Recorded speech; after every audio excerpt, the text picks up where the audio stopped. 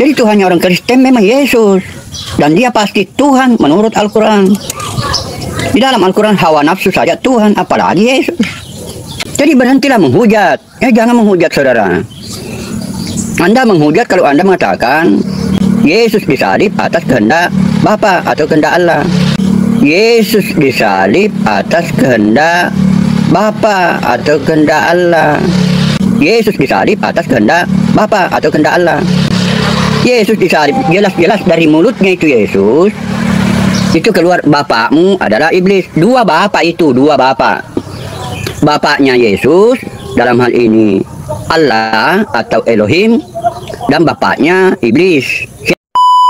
Saya kembali mengingatkan kepada saudara-saudara yang Islam, pendebat-pendebat Islam, supaya membahas juga bagaimana keadaan para pengajar atau ustaz atau ulama Indonesia mengajarkan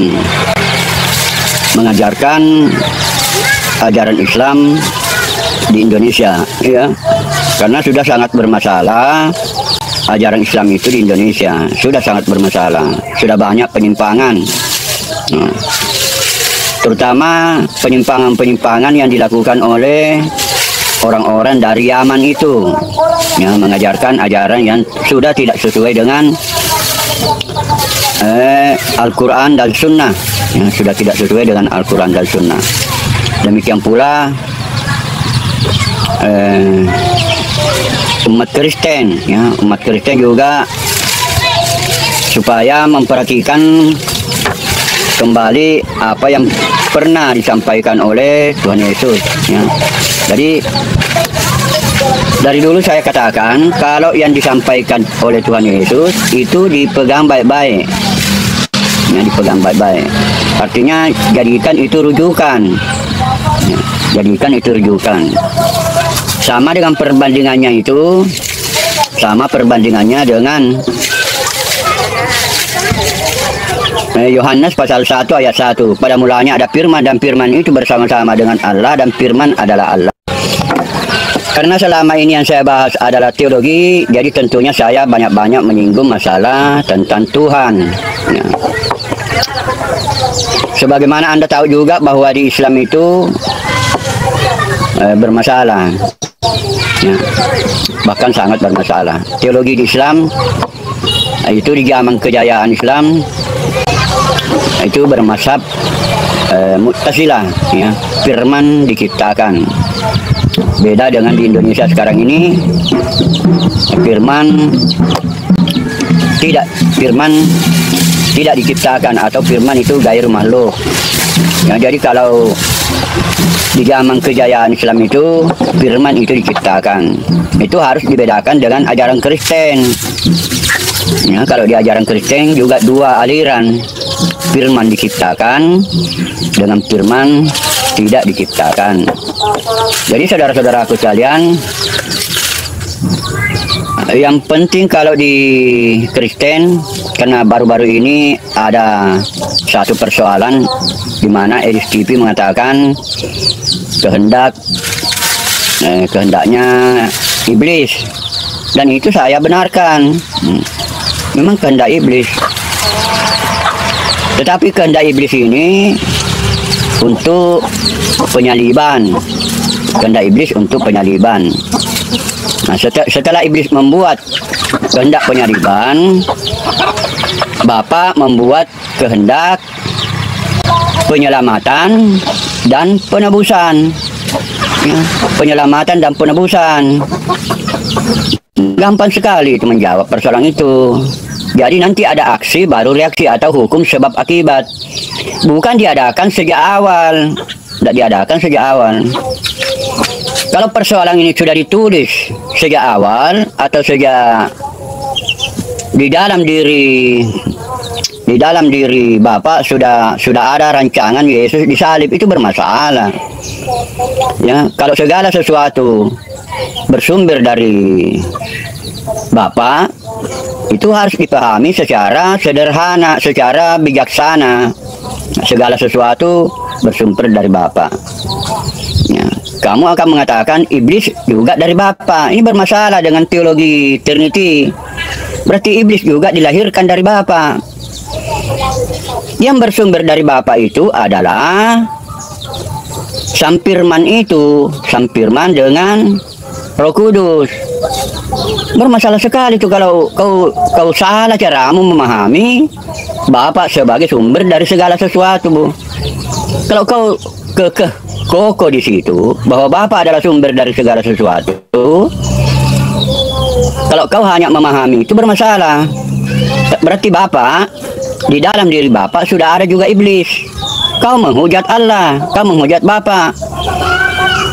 Sumber dari segala sesuatu itu ya dipahami secara bijak.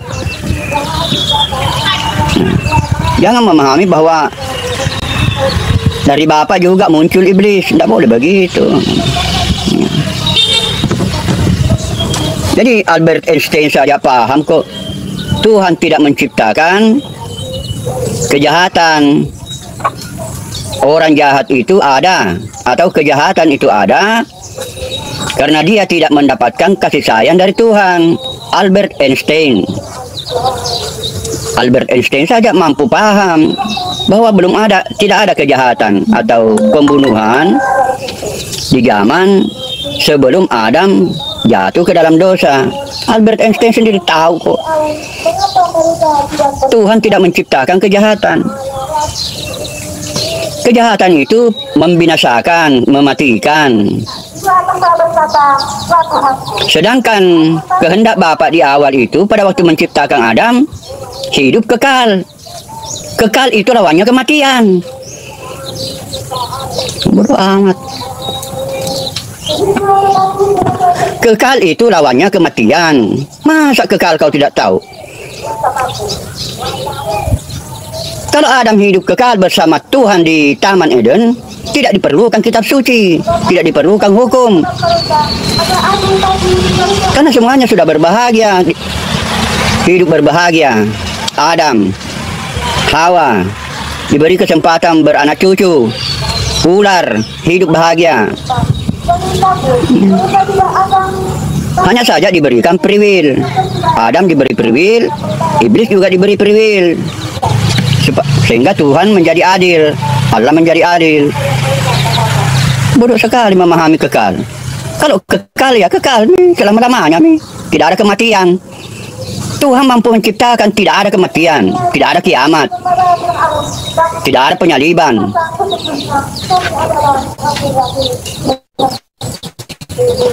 Masa persoalan kekal kamu tidak tahu? Jadi Bapa atau Allah itu bukan katalog. Bukan katalog. Ini banyak pendeta menjadikan Allah seperti katalog. Semuanya sudah ada di dalam diri Bapa, rancangan-rancangan. Menjadikan Bapa seperti katalog.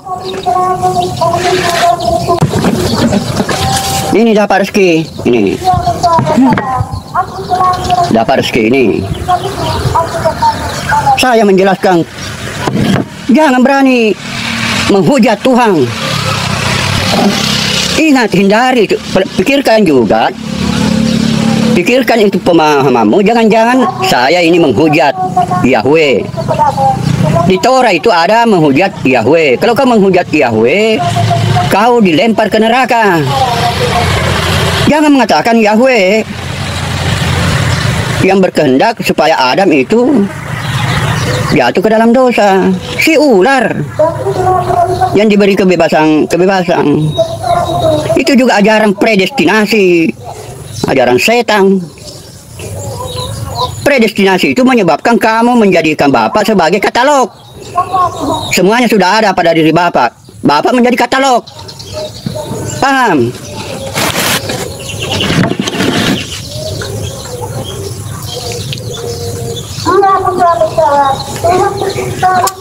Ya memang parah, saudara. Ada yang mengatakan parah. Agama Islam sekarang sudah parah. Agama Kristen juga sudah parah. Sudah parah, betul parah.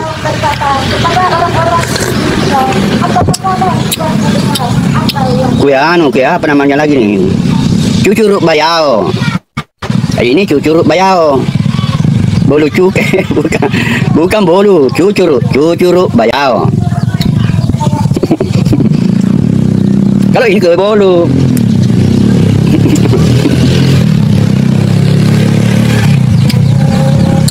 Ingat saudara, ada ayat di perjanjian lama itu menghujat Yahweh. Jangan menghujat Yahweh. Jangan menghujat Tuhan. Albert Einstein saja paham. Tuhan tidak menciptakan. Tuhan tidak berkehendak melakukan pembunuhan. Pada awal, karena Tuhan itu kepingin Adam dan Tuhan dan si ular hidup kekal. Kalau kekal, ya kekal selama-lamanya. Tidak ada kiamat, tidak ada mati. Itu namanya kekal. Kalau kekal tidak ada mati, tidak ada kiamat.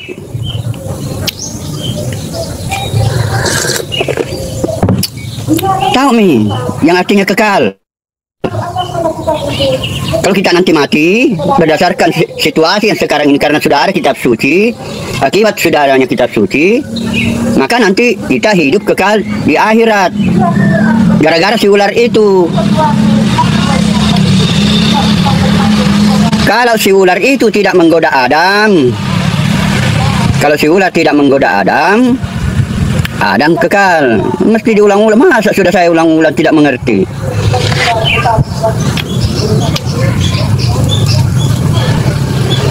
Ya. Jadi bukan itu Tuhan, bukan itu Bapa sekaligus mencipta, bukan caranya seperti itu. Sekaligus itu Bapa mencipta atau Bapa merancang. Bapa atau Allah tidak sekaligus merancang, berurutan. Terus Bapa itu atau Allah itu bekerja sampai hari kiamat, bahkan sesudah kiamat.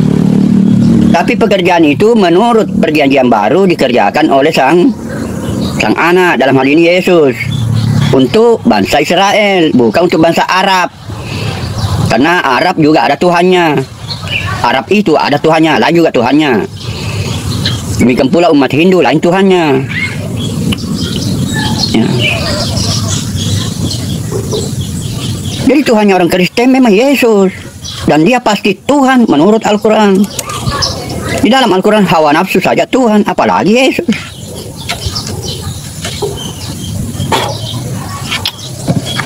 Jadi berhentilah menghujat. Ya, jangan menghujat saudara. Anda menghujat kalau Anda mengatakan Yesus disalib atas kehendak Bapa atau kehendak Allah.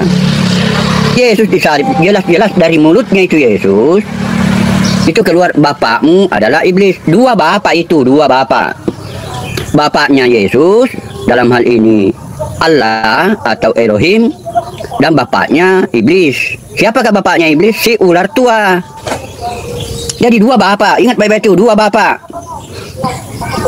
Kalau kau mengatakan Bapa adalah sumber segala sesuatu, makanya saya mengatakan kalau kau mengatakan Bapa adalah sumber segala sesuatu, maka ada dua Bapa. Bapaknya Yesus dengan bapaknya iblis.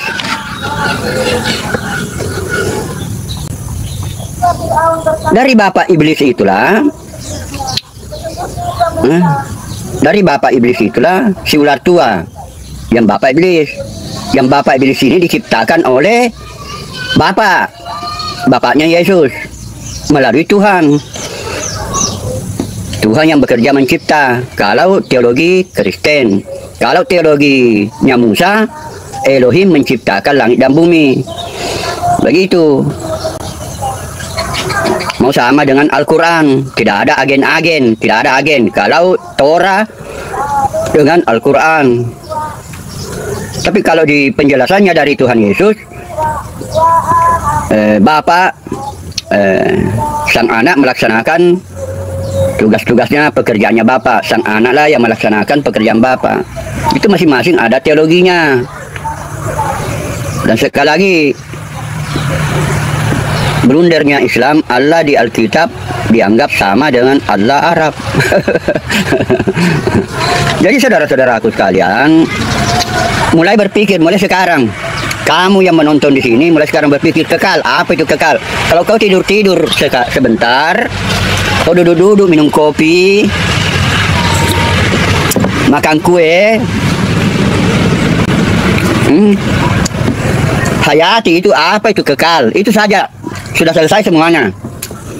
Kalau kau mengerti kekal, otakmu akan cemerlang, preng, bercahaya. Otakmu bercahaya kalau kau tahu kekal.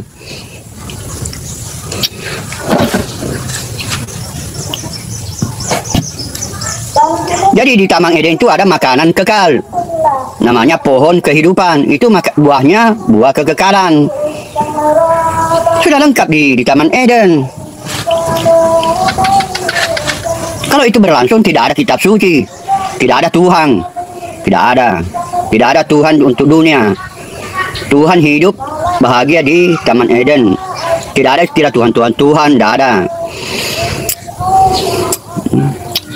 Dan Adam beranak cucu, dipersilakan beranak cucu. Tidak diperlukan penyaliban. Ingat, saya ulang sekali lagi, penyaliban kehendak iblis. Setelah iblis berkehendak lagi Bapa. Jadi iblis dulu berkehendak, baru berkehendak Bapa. Karena Bapa itu hidup, bukan mati. Bapa mengawasi iblis, Bapa mengawasi kita semua, atau Allah mengawasi kita semua.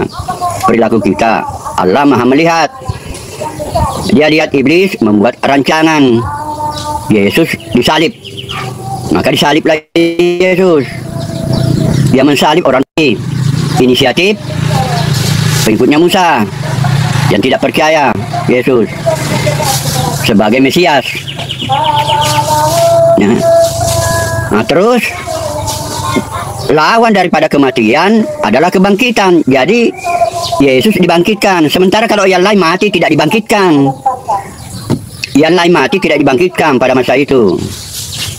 Kalau ada orang mati di zamannya Yesus tidak dibangkitkan, dan zaman sebelumnya tidak dibangkitkan. Jadi mati itu bagi orang-orang awam biasa nanti hari kebangkitan baru dibangkitkan. Kebangkitannya Yesus itulah kemenangannya Yesus.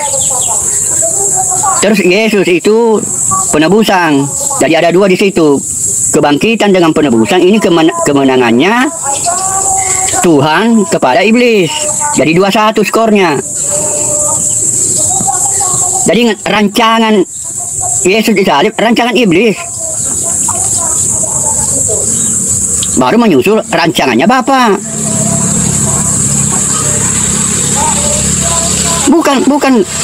Bukan persoalan ini sudah ada pada diri Bapa. Persoalan tidak ada, tidak. Ingat, ajaran predestinasi itu bisa menyesatkan. Predestinasi ganda juga menyesatkan. Kalau predestinasi kamu harus tahu, harus ditambah predestinasi itu. Karena faktanya ada baik, ada buruk. 2 predestinasi, tambah lagi 1 predestinasi abu-abu. Mana bukti nyatanya? Bara api juga. Jadi jangan menghujat Bapak. Kau menghujat Bapak kalau kau mengatakan Bapak yang merancang penyaliban. Sesudah iblis merancang penyaliban, Bapak juga merancang kebangkitan dan penebusan. Kenapa mesti ada penebusan? Karena kalau bangsa Israel memang ada dosa warisan.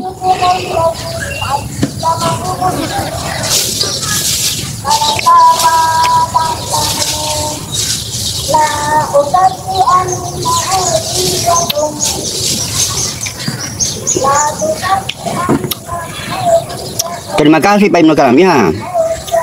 Jadi ceramah saya ini berguna supaya Anda jangan menghujat. Jangan menghujat Yahweh, jangan menghujat Bapa. Besar hukumannya, itu besar. Kau kekal di dalam neraka. Jadi agama Islam maupun agama Kristen itu sudah memang sangat bermasalah, tetapi lebih bermasalah agama Islam. Kenapa lebih bermasalah agama Islam? Karena agama Islam yang lebih banyak di Indonesia, jadi lebih bermasalah.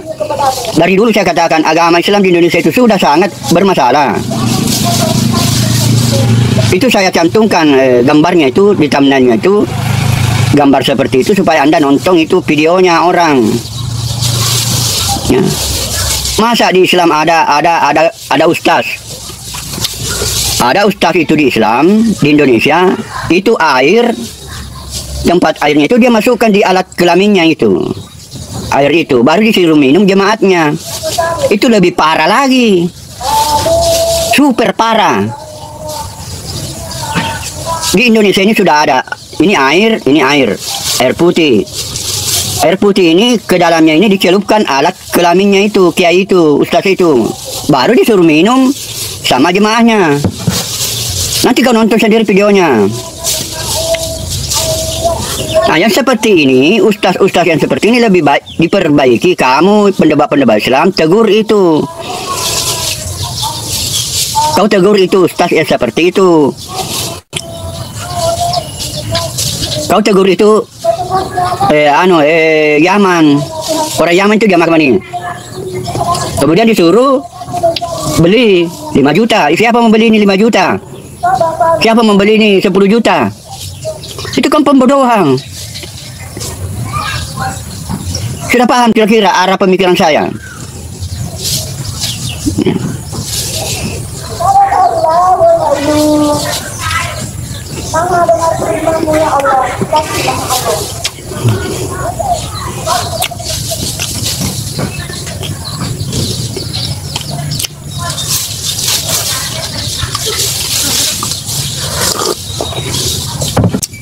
Jadi saudara-saudaraku sekalian, keyakinan bahwa kehendak iblis itu bukan ada pada zaman ini, sudah ada di abad kedua. Abad kedua sudah ada yang meyakini seperti itu, bahwa iblislah yang menghendaki. Dan ini kamu juga harus membedakan antara menghendaki dengan karya. Bedakan juga antara yang berkarya dan yang menghendaki. Yang menghendaki itu iblis, yang berkarya itu manusia. Ini juga kadang-kadang karya Allah. Orang tolol itu yang mengatakan karya Allah. Penjelasannya tentang karya. Yang berkarya itu manusia, tolol. Pendeta tolol.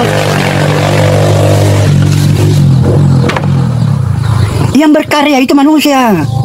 Yang berkarya menyalib itu orang Romawi. Yang memaku tangannya Yesus itu orang Romawi, karya berkarya. Yang mengusulkan berkarya kepada pemerintah Pontius Pilatus, pengikutnya Musa yang tidak percaya Yesus sebagai Mesias. Berkarya itu berkarya. Masa Allah berkarya? Pendeta tolol kalau mengatakan Allah berkarya. Berkarya saja dia tidak tahu membedakan dengan niat atau kehendak. Kehendak iblis, yang berkarya manusia.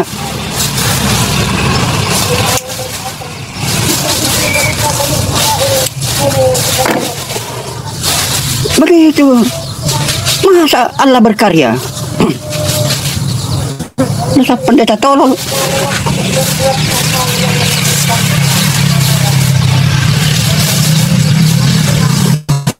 Bocah tua nakal. Ya kenapa saya tegas begitu, saudara? Karena terlalu bermasalah ini. Jadi baik Islam itu sudah banyak, sudah rusak itu agama di Indonesia. Makanya saya lebih suka apa yang tertulis di kitab suci, itu yang saya apresiasi. Itu yang saya apresiasi, terutama kepada umat Islam. Cobalah kau amalkan dan percaya kepada umat Islam, saudaraku umat Islam. Percaya dan amalkanlah Quran surat 2 ayat keempat. Baca kitab-kitab sebelum Al-Quran. Apalagi Allah mengatakan, aku yang menurunkan Injil, aku yang menurunkan Taurat. Jangan terlalu percaya ulama di Indonesia, jangan terlalu percaya ustaz. Apalagi ustaz ini, ada ustaz ambil air minum, kemudian pistolnya dikasih masuk. Pistolnya itu dia kasih masuk di sini. Baru disuruh minum sama jemaatnya. Ini bermasalah sekali. Kalau saya pemerintah, saya tangkap itu penceramah agama seperti itu. Saya menteri agama, saya perhatikan itu. Seharusnya ada itu sekarang ini dari menteri agama, mengawasi penceramah agama itu. Tapi menteri agama sibuk urus uang, urus haji, korupsi. Tidak ada gunanya itu Menteri Agama.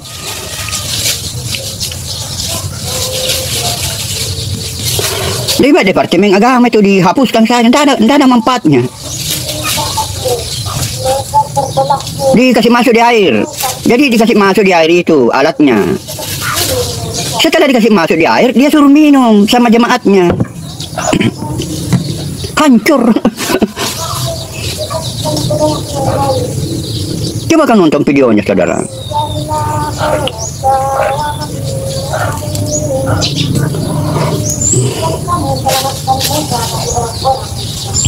Banyak pendeta sok-sokan, iya, dan tidak mau mengalah. Ya, shalom teman-teman, kita telah bersama-sama menyaksikan video yang menarik dari seorang bapak muslim yang live di YouTube teman-teman ya. Beliau membahas iman Kristen dan Islam, dan secara khusus beliau menanggapi polemik yang melibatkan Edis TV dan Pak Bom Bom soal penyaliban Yesus Kristus. Teman-teman sekalian, menariknya bapak ini membela pernyataan Edis TV yang mengatakan bahwa penyaliban Yesus adalah rencana iblis, bukan rencana Bapa di surga. Bahkan teman-teman sekalian, beliau menyebut pendeta-pendeta yang tidak sependapat dengan Edis TV sebagai orang-orang yang sesat dan bodoh dan kurang belajar. Teman-teman sekalian, saya pribadi merasa sedikit bingung ya dengan fenomena ini ya. Beliau seorang muslim tapi sangat aktif membahas Alkitab. Ini tentu menarik teman-teman ya, tapi ini juga menurut saya menimbulkan pertanyaan ya. Teman-teman sekalian, penting bagi kita untuk selalu berpegang pada kebenaran firman Tuhan. Kita perlu memahami konteks ayat-ayat Alkitab secara utuh dan tidak mudah terprovokasi oleh opini atau interpretasi yang belum tentu benar teman-teman ya. Jadi untuk Bapak Muslim yang tadi, saya berharap Anda lebih mendalami Alkitab lagi ya, sebelum memberikan penilaian yang begitu keras terhadap para pendeta dan para apologet Kristen ya, yang tidak sepaham dengan Edis TV ya. Alangkah baiknya jika kita saling belajar dan saling menghormati perbedaan keyakinan daripada saling menghakimi ya. Sebagai penutup, mari kita merenungkan kembali kasih karunia Tuhan Yesus yang begitu besar bagi kita ya. Melalui pengorbanan Yesus di kayu salib, kita yang seharusnya binasa tapi justru mendapatkan keselamatan dan hidup yang kekal ya. Jangan biarkan perbedaan pendapat atau polemik yang terjadi membuat kita kehilangan fokus pada inti dari iman Kristen, yaitu kasih dan pengampunan ya. Mari kita terus berdoa agar Roh Kudus senantiasa membimbing kita dalam memahami kebenaran firman Tuhan, agar kita bisa menjadi berkat bagi sesama tanpa memandang perbedaan latar belakang atau keyakinan. Menurut teman-teman bagaimana? Silahkan tuliskan tanggapan kalian di kolom komentar. Shalom.